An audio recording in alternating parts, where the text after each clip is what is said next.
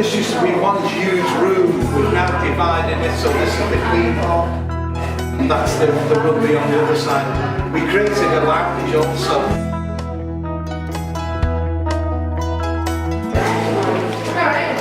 This is the nitty gritty of it all, so I'll walk you through, but I'll check everybody's decent. This used to be one huge changing room, so we built these walls, we created a changing room here.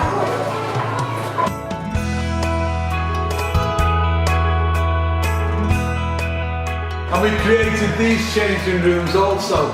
So from one huge changing room, we now have this changing room to accommodate more teams, more children. We have 2 volunteers, 2 ladies, and they come in twice a week cleaning, no charge, do it all, full over. It's just fantastic. Yeah, so we're lucky. It's the only way we survive. It's fantastic. We built this to conceal all our plants and equipment from line marking to various other things that we have. We built a dedicated officials changing room for referees, and so they are now detached from any players or other club officials. They've got their own dedicated area to change. We've got a dedicated coaches room where they keep all their equipment. We never had anything like that before.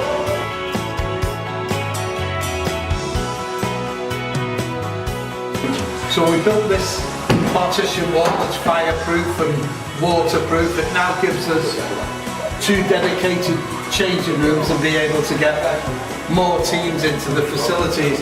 And today we're lucky to have spring view from Wigan up here today to enjoy sort of a mini tournament that we're having today. Give us your names, boys. Steve. Mark. Bill. Dedicated individuals who give their life to rugby league. They could be doing other things at home like shopping and ironing, but no, they come and give it to rugby league.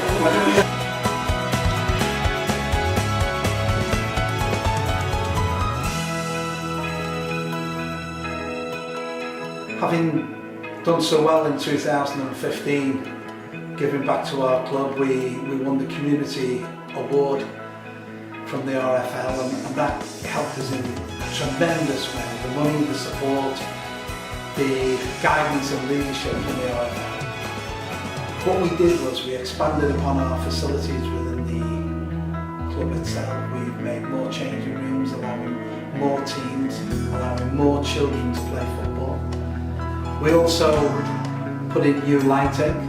We've put new floodlights in, we've put new fire escape lighting within the facility, and we've also revamped the changing rooms and also the showers, and that is giving back to the club because of the money that was awarded to us, and we've tried very, very hard to make that money go a long way, and hopefully I think it's actually been a success.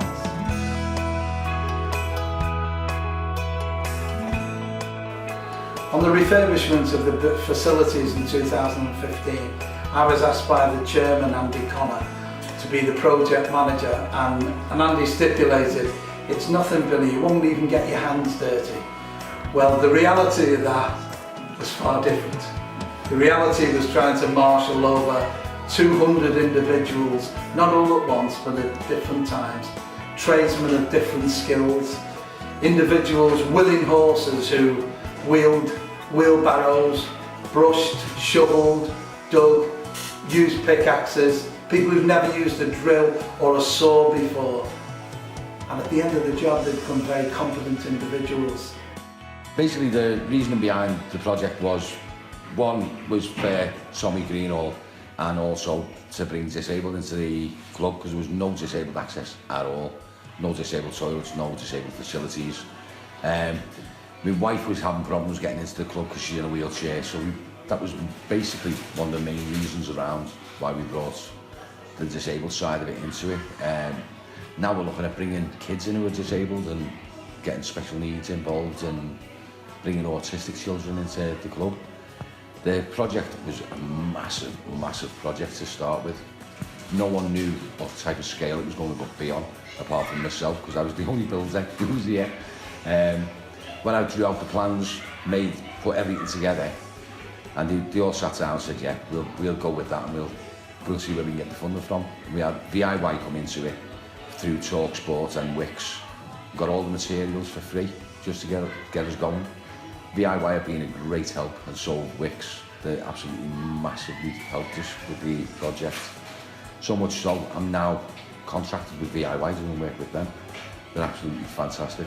Then on the back of that, we won the Club Community Award from the RFL, which was more money which we pumped back into the club and into the communities and surrounding communities and schools. And again, it helped the club boost and bring more numbers into the club, and it's just been a massive, massive outtake. Without the input of all those volunteers, we would never ever have achieved what we did. But the resounding fact is this: without the money that was awarded to us by the RFL, we could never have done that. The volunteers would never have come forward, and we would never have achieved what we did. Many thanks to the RFL. These different individuals, these are all companies and single individuals who've made a difference to us here, whether they've given us material, their time, finance or goods. Here at Portico, we rely strongly upon our partnership with people, and that partnership is with local businesses, who we strive to grow in a partnership with them. Our partnership with the local community, the residents and schools, because they're our feeders into the club. The residents are here 24/7. We come visit in Portico to play and to train. So we've gone a long way to try to have the residents be a part of what we do. The local businesses, well, it's pretty simple. Without their support, whether it be physical, whether it be material, or money, we could not survive. Now, we've worked closely with other communities such as Elena Partnerships, who has helped us in great areas. We now, with local businesses, can strive to make this a better club, to make it a bigger club. If it's a bigger club, it gives more opportunities to more children of all walks of life. But when you come to Portico, everybody's equal. That's why we're a family.